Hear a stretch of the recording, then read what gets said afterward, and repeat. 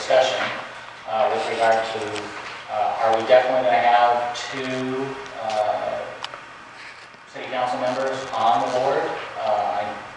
Because if I remember correctly, and correct me if I'm wrong, I believe the mayor would rather not have two of them on the board. I don't know what, has there been any discussion? I'm not privy to that. Well, the answer is no, the council hasn't discussed it. They're waiting for your recommendation to come forward before that will get to that discussion. Okay? Oh, okay.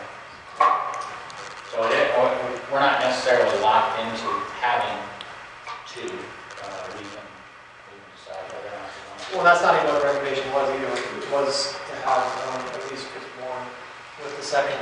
Right. So, yeah, as a member of Heber Valley. I think the way it's written, it's pretty close to the motion that it says one council member, and the option of they can put a second one when they choose, or they put another non-council member. I guess what I'd like to define a little bit on Heber resident, resident gets to be a big word. I think we need to put some definition in here about what's a Heber resident, because for the airport board, there's a lot of residents in this town that are not interested at all in participating. And I think if you're a taxpayer and a property holder in the county, I think you should be considered as a resident. Here in the Heber Valley. So I'm thinking maybe I can discuss a little bit, instead of calling a resident, you would say property owner instead of resident, call it property owner, because there's a lot of hangar owners that are paying, people own a lot of property in town. I don't know that they have a vested interest in participating. And if we call it a resident, I think we're going to get in. I'll challenge anybody to define resident, because it's I don't know if you define wherever you're at the moment. But how would the city define a Heber City resident? It's probably somebody that met the qualifications of being on the voting rolls, if they maintain primary residence within the city. Look at paragraph 6. I admittedly had conversations with the city attorney today, because when we heard, what's that? 6. Because some people have inquired in this to how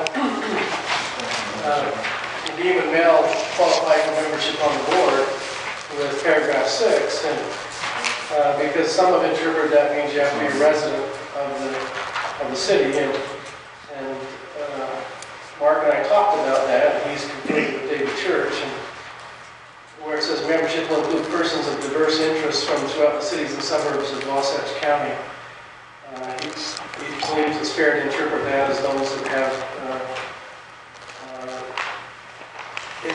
interests or investments in this county that would qualify them for membership on this board. But it would be nice to give some clarity probably to that paragraph at the same time, because there are some out there that are questioning whether or not this means you have to be resident. well, that's. So let me ask you another question. I mean, is it, sorry to interrupt. Go ahead. Is it appropriate of this board to determine sort of the nature and composition of the board, as opposed to the council deciding what they want their board to be, how the board is, Well, I don't have the bylaws before me, but my recollection is that any proposed modifications to the bylaws were to be made by the advisory board, reviewed by legal counsel before they made the recommendations to the city council. So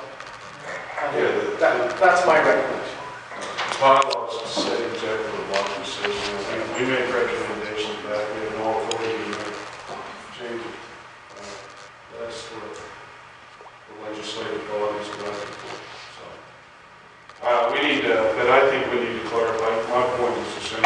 Yeah, I think you're making the same point. I think we just need to clarify and say maybe if we call it a resident, we need to define resident also can be termed as a substantial holder of property. somebody that has, Sorry, Rosie, is that a camera pointing out? I'm just curious, just me. Yeah, I'm recording this. yes. Oh, you are? Uh-huh. Smile.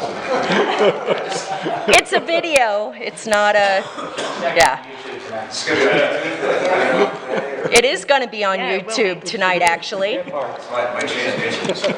Yep. Anyhow, I think we need to, that's a recommendation I have, maybe send back as a clarification to, I think it's fair, hangar owners pay property taxes, they ought to qualify when they don't have their primary residence in the valley, they've got a substantial stakeholder. Or whatever, just something we need to maybe clarify. I would recommend, I think Dean's position on the board is based primarily on the FPO. Right. well, I understand, So but that checks that part off the list. but going forward, yes, but under the current bylaws, he's under paragraph 6. The residency. Well, some would interpret that to be a resident. Somebody can challenge. Wasatch County. Somebody could challenge me to move in my house in Lake Creek and then I would feel away, but it's just, let's clarify what's the point. If they don't, if it's really, if you're living in the valley, and it doesn't make sense to me. It's who has the stake in your, I need input, it's not my call, I need input from you guys. What do you want to recommend? Because It's almost difficult because we're all in a position, I mean, if you're recommending that change and it's, because your residency is somewhere different, same with me, I mean, I can request that they will have a presence and that be considered by the city council. Obviously, it's a self-serving recommendation, so it's difficult to, for somebody that does not have an interest to make that recommendation. So I think all of us that have an interest directly, be a little, I don't know what the word is, but for us to recommend a change to accommodate us should not come from us, it should come from somebody else. So, to that end, and changing the subject slightly, we were reviewing our conflict of interest policy that says annually we should have forms filled out by boards. And so I've got those for you that I'd like to have filled out tonight.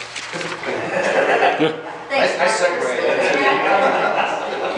Well, there's just about it, I mean, you can eliminate probably the whole board if you want to get too technical. I mean, it's really, the advisory board needs to be filled with people that understand aviation. The people that are here at this airport are the ones that are going to mold it into what it is. It's not the investors into the airport. So all I'm saying is I'm not going to make the recommendation. I'm just saying I'm opening it for discussion. And I'm not making a motion. I'm just saying it's something that, what does everybody else has thought about? Well, I sent a long memo to Eric, I don't know if you still have it, but I didn't maybe specify specifically residency issues, but in terms of representation and competency. But again, it depends on what the council wants out of the airport board.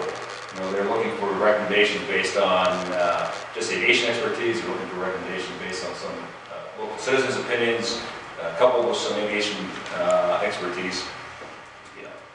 I would recommend that in order to avoid any perception of self-serving, as far as any kind of bias one way or the other, I would suggest that maybe we should just make a note to the recommendation of the council saying because of the nature of this particular item and the current composition of the board, we feel more comfortable that A, we feel the term residency needs to be more defined, however we'd like that to be defined by council.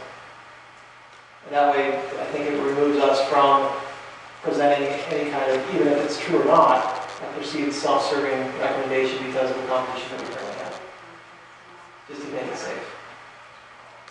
But noting that it is a concern, we know that, yeah, we do feel it can be more clearly defined, I think is what is the most important starting point. And leave it to council to define what residency means. Well, Eric, you were put on the board as a resident of Heber. And as a resident of Heber, they went through and picked someone with an aviation background that would help support and understand the workings of an airport. So in that case, I think it worked very well. And I think it's the intent of a resident to be someone that lives in the valley.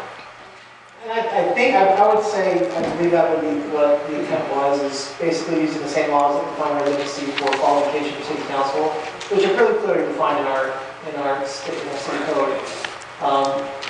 If those are the type, if that's the type of detail we need, we can use that, and say based on the same residency requirements for a person to be eligible for elected office.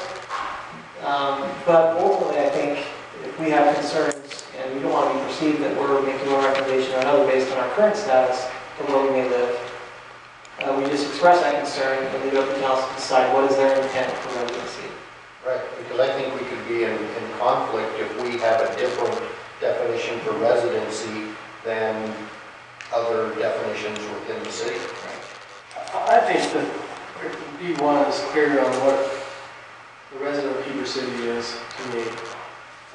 To me, it means that somebody that makes Heber City as their primary resident. I think it was Eric's intent when he suggested that, because Heber City is the owner of the airport. I think I don't want to put words in your mouth here, his goal was to make sure that Heber City residents made a majority of the board, because those were the people with the skin in the game. And so, if you feel like that's unclear, I'd say good. But I can sympathize with Mel's point. I see where you're coming from. And I think if both sides can be presented, let city council decide. They can. Well, I don't really, I'm just saying it's something that, they can, if it's challenging, we need to know the definition. Yeah, I think that's what we need to convey, is we feel this is not clearly defined.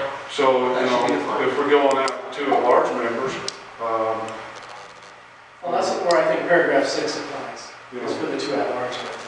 Because the others are really clear as to where, to me, where they are. So, explain to me, okay, so look, paragraph 6, the new